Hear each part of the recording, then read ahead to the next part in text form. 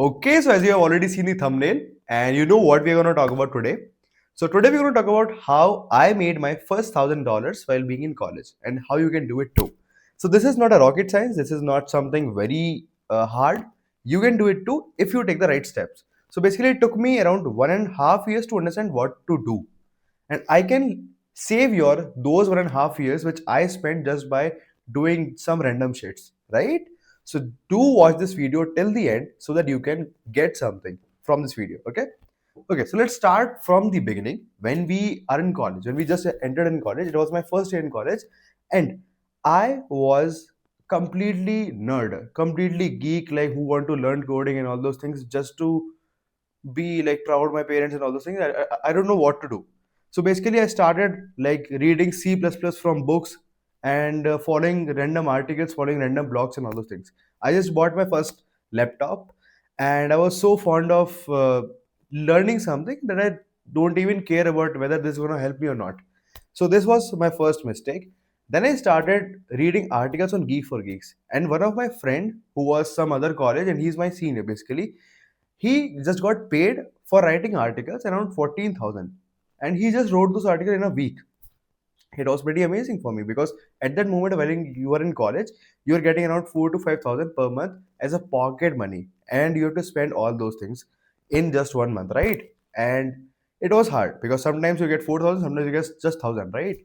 So basically I thought, okay, if people can make money online, then I should try it too, because it's good. In college you have to try these things, right? So I started writing articles. I got to know few things, like basically how to set problems, how to think like a problem solver and problem setter at the same time, right? So I started creating more and more problems on Geek for Geeks, and then that's how it started my first income. So basically in second semester I wrote around 80 plus articles on Geek for Geeks, but only 30 of them got published, and I got paid around 21,000 for both all 30 articles. And this was the first moment I made my first 1,000 rupees in college from my laptop. So it was a pretty amazing feeling for me to make such a good amount while being in college as a second year, not even second year, a first year student, right? So this was the first time. Now basically I started working in multiple companies as Hacker Earth, Turing, and all those things as problem setter, which is a freelance thing. So I used to get paid in dollars. Turing pays a lot, Hacker Earth pays a lot. So basically there was a peak moment when I was setting problems, and in my fourth semester, I used to get around 2.5 lakhs a month just by doing problem setting in multiple companies at once. I was working in Apni Gaksha, I was working in Turing, I was working in Prep Bytes, I was working in Hacker Earth, I was working in iMocha as well, I was working in Do Select as well. So it was a multiple set of companies which we all friends have basically curated, and we were working in all of those companies to set new and new problems. At that moment my CP programming skills were on top notch. I mean, like I was thinking like okay, it was, if you see a problem I can solve it. It was that kind of mindset I was having.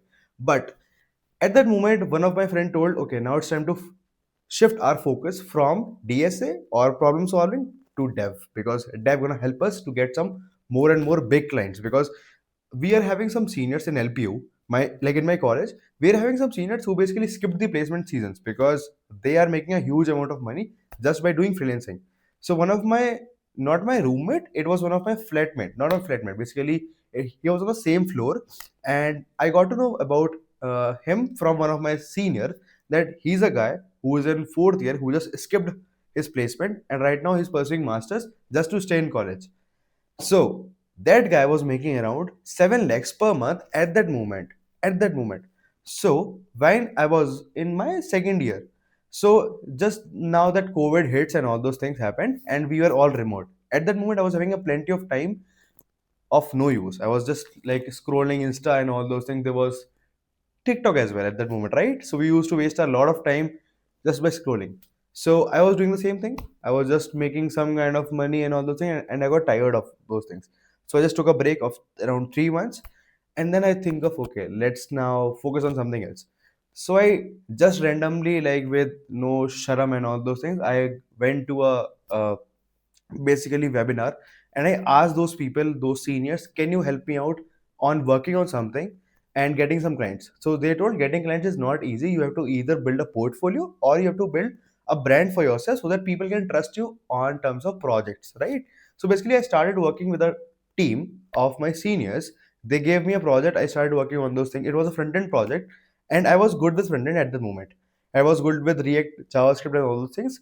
So I took the project, and in a span of 1.5 month, they paid me 50,000 rupees. So I was like, really good. I mean, like 50,000 rupees just for a single website, and not a complete website. It was just a UI part of thing. So basically, a cherry on top of the things.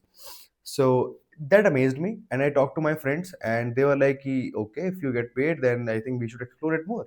So then we started taking projects on a on the first phase. On the it was the moment of third year. We were like in our fifth semester, and we started working on those things. We started exploring new and new websites. For example, Fiverr. For example, Upwork. For example, Discord, for example, Telegram. Those are few like hidden tools. Example, Twitter. Twitter is one of the most important tool if you can use it for freelancing. Like if you post a project, you can get more and more projects. So it's like that. We started posting our work on every platform at that moment, and we start to get more and more clients. So for the first around 10 clients, we were just like, okay, whatever they say they're gonna pay, we getting agreed on that. For example, 50,000, 10,000, 20,000, 80,000, done. If you say it, I'll do it. I'm not even negotiating on that moment because I want to gain more and more network at that moment, not money. Because if I gain the network, if I got into this field, I will make it. So at that moment, we were working around like three people on the same project, and then we are like working like hell because there's nothing to do else, right? For both of us at that moment, for all three of us. But but the moment we hit some kind of benchmark for us that okay, now we made like we all three are making 1 lakh rupees per month using this thing only, then we started negotiating with our clients. So whenever we got a client, we were just getting on calls to demo the idea, demo the architecture, demo the design perspective and all those things. Then we were keeping our bar higher and higher. So basically at that moment we were just asking like for example 70,000, 20,000, but now we are charging around 2 lakhs, 3 lakhs, 4 lakhs, 7 lakhs for website applications. And if we don't know something, we still agree on that. Okay, if I don't know anything, I will still make it because I'm gonna hire someone else who gonna do it for me. So this is how I started working in my college days and making a lot of money. Now, how you can do it too. So basically, these are the three things which helped me really well in this journey. First of all, network. Connect with right set of people so that they can help you grow. Even though they're gonna harsh on you. For example, my seniors are really harsh on me. They told me you don't even have a future.